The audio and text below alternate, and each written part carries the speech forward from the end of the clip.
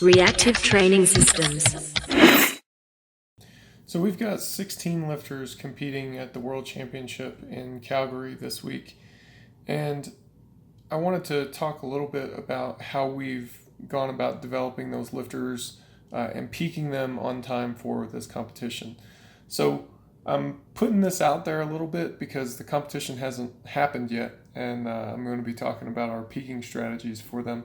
But that's all right. I'm pretty confident in our abilities and our track record. So, talking about peaking, this comes decidedly from an emerging strategies framework. Emerging strategies has really become the dominant way that we go about planning training these days. We think that it's superior in a number of ways, and in some big ways, we think it's superior because it helps us identify the things that the athlete responds best to. We all know that there's individual differences, and emerging strategies framework meets those individual differences head on and helps us reliably establish what an individual responds best to. And that lets us customize the training, that lets us customize the peaking as well. So if you aren't familiar with the whole emerging strategies concept, then you'll probably want to get familiar with that before proceeding here. So assuming that you are familiar with this concept, oh, by the way, if you're not, I've got other videos on our YouTube channel that discuss emerging strategies in more detail. So you can definitely dig in more on that, and also on the Reactive Training Systems podcast. So assuming that you are familiar with emerging strategies, we're going to be kind of using that as a jumping off point. So athlete response to training is by far the most important concept in emerging strategies. That's the thing that we measure, that's the thing that we care about. And one of the things that you figure out when you first get into it is you're going to establish how long does this athlete take to reach a peak condition? How long does it take them to go from the beginning of a development cycle to a peak performance? So you will have established that well before you get into development cycles that lead you to major competitions. And that time to peak is going to be very useful for setting up your timing. So say you have an athlete that peaks in 6 exposures, you're going to set up that competition so that the actual competition happens on that 6th exposure. And you can work backwards from there as far as establishing your timing. Now, that time to peak varies from lifter to lifter. Some lifters are going to be shorter, more on the 3-week side. Other lifters are going to be a lot longer, even up to 10, 11 weeks. I haven't had anybody go beyond 11 weeks. When we get to that point, I usually cut it off just because it's unwieldy anyway. So that's really kind of a different topic though. Once you've established that time to peak, that allows you to set the training block so that they will peak at the right time. And the most simple way to go about peaking at that point is to just run that training block. Just run it straight through. And when they're 2 or 3 days out from competition, you stop the training and you allow them to rest. It's not the traditional way of going about it though, because you're only resting 2 or 3 days and you're not tapering the volume or the intensity. You're not taking that week off before competing or that week of reduced training before competing.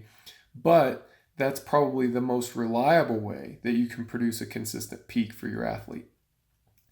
Some athletes seem to just respond best to that style, that kind of non-tapering style. If they're very volume sensitive or whatever, it produces a very reliable peak. You'll get some athletes that don't respond as well to it. It's not as common as you think though.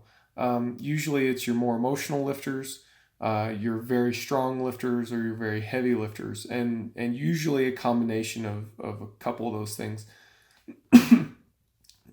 That will cause a lifter to need a bit more of a taper. So in a situation like that, you can run a more traditional taper, kind of that last week before competition. So what you can do there is, when you're 5 or 6 days out, you can hit your openers when you're 2 or 3 days out, you can go through your warm-ups. And that kind of framework can get you into the competition. It gets them a little bit more rest. And of course, you can scale that based on the athlete's volume sensitivity. If they tend to be very volume sensitive, you may want to add a couple more working sets in there. You may want to add a little bit more to the bench press and things like that. But that kind of framework can be used to kind of bridge that gap for your lifters who don't seem to respond quite as well. Especially if you're going into a major competition, there's more stress, there's more anxiety, and that type of thing can throw off that time to peak a little bit. Usually it's not enough to make a big difference, but it depends on the personality of the athlete. Your more neurotic lifters are going to have a bigger anxiety response. Your less neurotic lifters will probably be a little bit more consistent.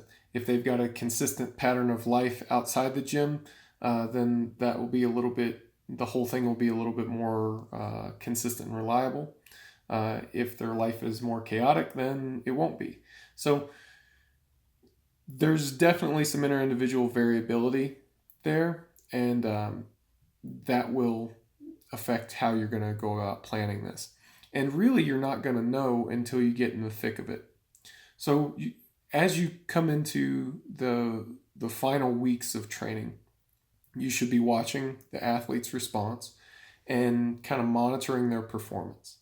And let's say you're in exposure number 4, week number 4 of a 6-week block, and they have a poor performance.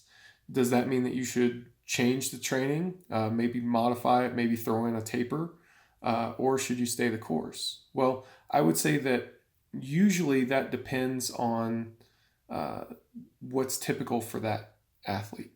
If that's normal for them, usually workout number 4 is a reduced performance, then you would stay the course.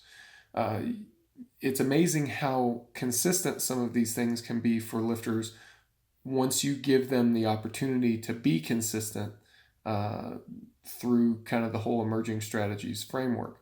I've had lifters, exposure number 4, that's a reduced performance, and it happens every time. But if you hit exposure number 4, it's a poor performance, but you've got no reason to expect that, then it's worth digging a little bit deeper. How's the athlete feeling? What else is going on?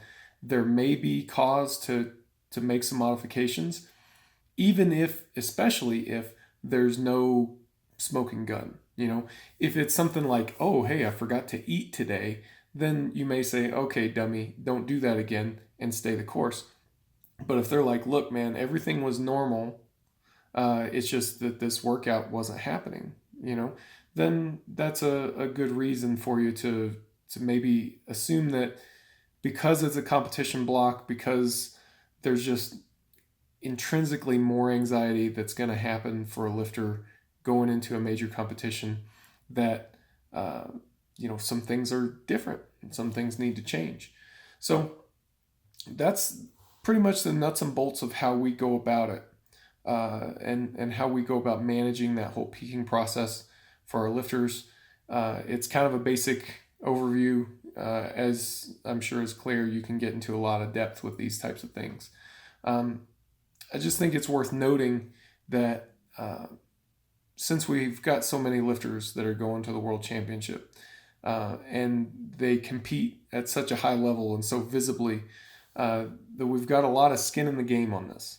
If I'm wrong about how an athlete goes about peaking and how to peak an athlete reliably, then I'm going to be the first one hurt by it, and it's going to be obvious.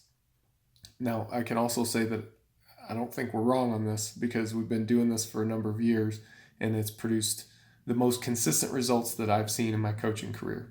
So I hope that this is something that helps you. This is something that allows you to employ an emerging strategies framework more effectively, and get you into a competition and helps you hit PRs, because that's what we're all after.